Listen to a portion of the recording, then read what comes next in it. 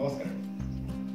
যথেষ্ট কেইজন অভিভাৱক গাৰ্জেন তেওঁলোকৰ শিশুৰ কাৰণে প্ৰশ্ন কৰিছে যে কি এনেকুৱা কাম কৰাটো প্ৰয়োজন, এনেকুৱা পদ্ধতি কৰাটো প্ৰয়োজন যে তেওঁৰ শিশুজন জীৱনত ছাকচেছফুল হয়, বা এনেকুৱা কি মন্ত্ৰ পঢ়াটো প্ৰয়োজন, বা এনেকুৱা কি পূজা পাঠ কৰাটো প্ৰয়োজন যি কৰিলে তেওঁৰ বিদ্যাৰ্থীজন, তেওঁৰ শিশুজন এক ভাল দিশত জীৱনটো লৈ যাব পাৰিব, ভাল ফলাফল লাভ কৰিব আৰু তেওঁ পঢ়া শুনাৰ পৰা আদি কৰি সকলো ক্ষেত্ৰতে ভাল ফল লাভ কৰিব।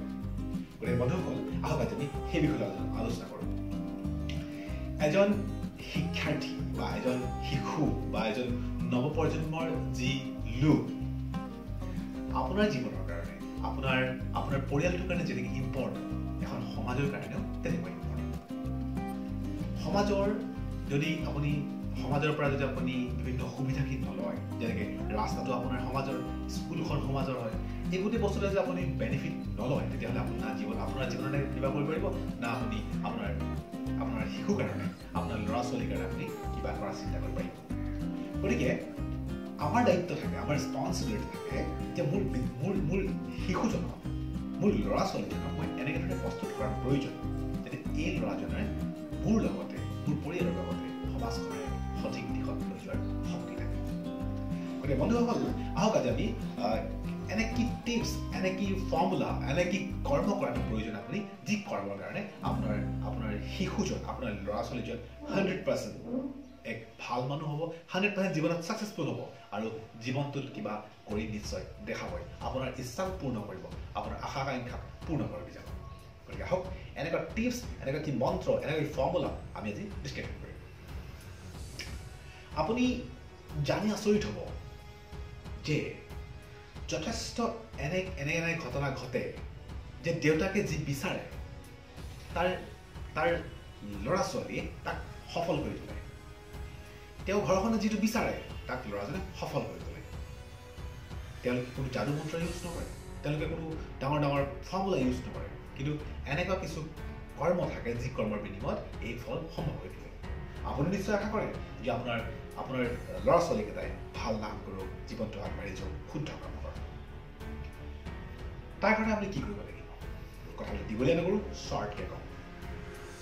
সকলোতকৈ বেষ্ট ৱে, যেতিয়ালৈকে আপুনি আপোনাৰ ল'ৰাজনক ব্ৰেইনত, ল'ৰাজনৰ মাইণ্ডত আপুনি এই কথাটো ভৰাব নোৱাৰে তাৰ জীৱনৰ লক্ষ্য কি, তাৰ জীৱনৰ উদ্দেশ্য কি, জীৱনটোত কৰা কি, প্ৰয়োজন কি, যেতিয়ালৈকে আপুনি তাৰ মাইণ্ডত ভৰাব নোৱাৰে, আপুনি যিমান ডাঙৰ কিতাপ আনি দিয়ক, ক্লাছ 5ত ভাল ৰিজাল্ট কৰিব, 6ত ভাল ৰিজাল্ট কৰিব, 7ত বেয়া হৈ যাব পাৰে, 8ত ভাল ৰিজাল্ট কৰিব পাৰে, 9ত বেয়া হৈ যাব পাৰে, 10ত ভাল ৰিজাল্ট কৰিব পাৰে, 11ত বেয়া হৈ যাব পাৰে।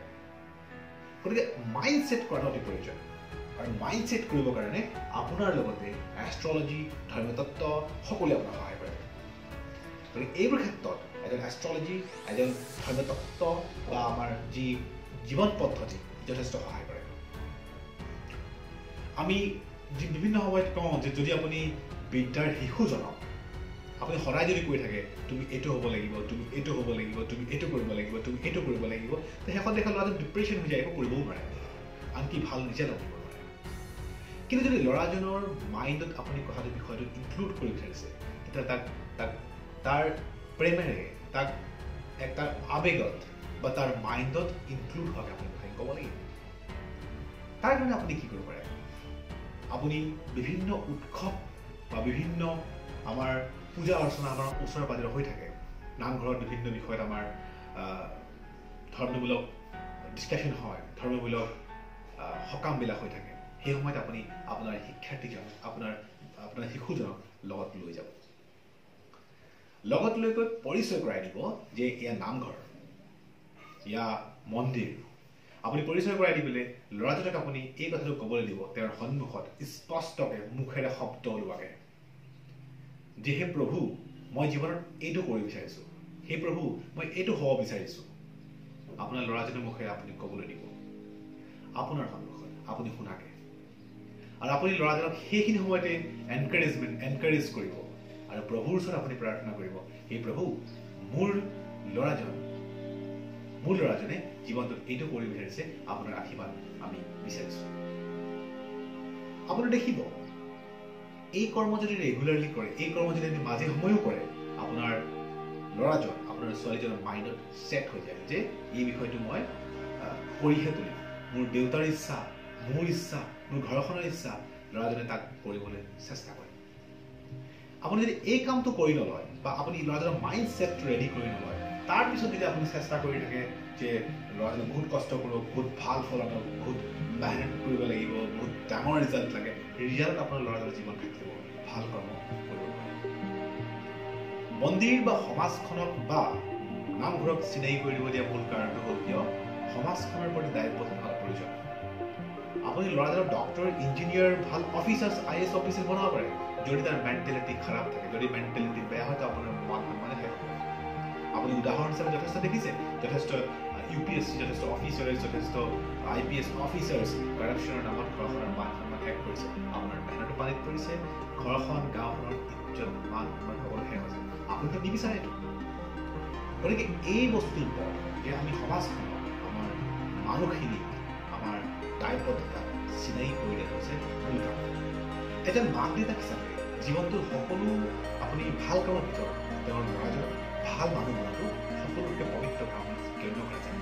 আৰু আপুনি যেতিয়া আপোনাৰ ল'ৰা ছোৱালীৰ কাৰণে এই কাম কৰাৰ সৌভাগ্য লাভ কৰিছে, প্ৰভুৱে আপোনাক এই কাম কৰাৰ সৌভাগ্য প্ৰদান কৰিছে, প্ৰভুৱে আপোনাক জীৱনটোত আপুনি কিবা ভাল কাম কৰিলে নকৰিলে বেলেগ কথা, কিন্তু এটা ভাল কাম কৰাৰ অপৰচুনিটি আপোনাক দিয়ে এই ধৰণে যে আপুনি আপোনাৰ যি ল'ৰা ছোৱালী ভাল মানুহ হ'ব পাৰে, ভাল পথ দেখাব পাৰে। মোৰ যথেষ্টখিনি বন্ধুৱে মোক কয় আমাৰ জীৱনটোতো বিশেষ কৰিব একো নোৱাৰিলে, জীৱনটো একো নহ'লে, ডিপ্ৰেশ্যন, নিগেটিভ চেঞ্জেছবিলাক কৰে, কিন্তু তেওঁৰ জীৱনত ভগৱানে কৰাৰ এটা অপৰচুনিটি দিছে তেওঁৰ ল'ৰা ছোৱালীকেইটাৰ জৰিয়তে। তেওঁ যদি সেই ল'ৰা ছোৱালীকেইটাৰ জৰিয়তে জীৱনটোৰ ভাল কৰ্মখিনি পাৰ কৰি নিয়ে আৰু ল'ৰা ছোৱালীবিলাক এটা ভাল মানুহ হিচাপে প্ৰস্তুত কৰে, তেতিয়াহ'লে তেওঁ জানে আনজানে তেওঁ বহুত ভাল কাম নকৰাকৈ এটা যথেষ্ট ভাল কাম কৰে, যিটো প্ৰভুৰ আশীৰ্বাদ, যিটো প্ৰভুৰ ইচ্ছাত তেওঁ কৰাটো অতি প্ৰয়োজন। গতিকে বন্ধুসকল, আপোনালোকে আপোনালোকৰ বিদ্যাৰ্থীসকলক, আপোনালোকৰ শিশুসকলক এক ভাল দিশত, এক সুস্থিৰ সমাজ নিৰ্মাণৰ দিশত বা এক ভাল মানুহ বনোৱাৰ দিশত যাতে লৈ যায়। আৰু প্ৰভুৰ ওচৰত সেই বুলিয়ে প্ৰাৰ্থনা কৰিব, কিয়নো প্ৰভুৱে সকলোৰে মনোবাঞ্ছা পূৰ্ণ কৰিবই। পূৰ্ণ নকৰাকৈ কোনো এজন ব্যক্তিক মৃত্যুৰ মুখত লৈ নাযায়, মৃত্যু ওচৰত তেওঁলোকক হাৰ নমানায়। গতিকে বন্ধুসকল, মানুহৰ জীৱনটোৰ এক সাৰ্থক অৰ্থপূৰ্ণ কৰি তোলাৰ প্ৰয়োজন। আপুনি আপোনাৰ চেষ্টা অব্যাহত ৰখাৰ প্ৰয়োজন। আপোনাৰ লগতে আপোনাৰ বিদ্যাৰ্থীসকলক, আপোনাৰ ঘৰৰ শিশুসকলক এক সঠিক দিশত, এক শুদ্ধ দিশত জীৱনটো আগবঢ়াই লৈ যাওক আপোনাৰ ভূমিকা হ'লে আপুনি কৰাটো অতি প্ৰয়োজন। গতিকে আহক এখন সুন্দৰ সমাজ, এক সঠিক সমাজ আমি নিৰ্মাণ কৰোঁ। ধন্যবাদ।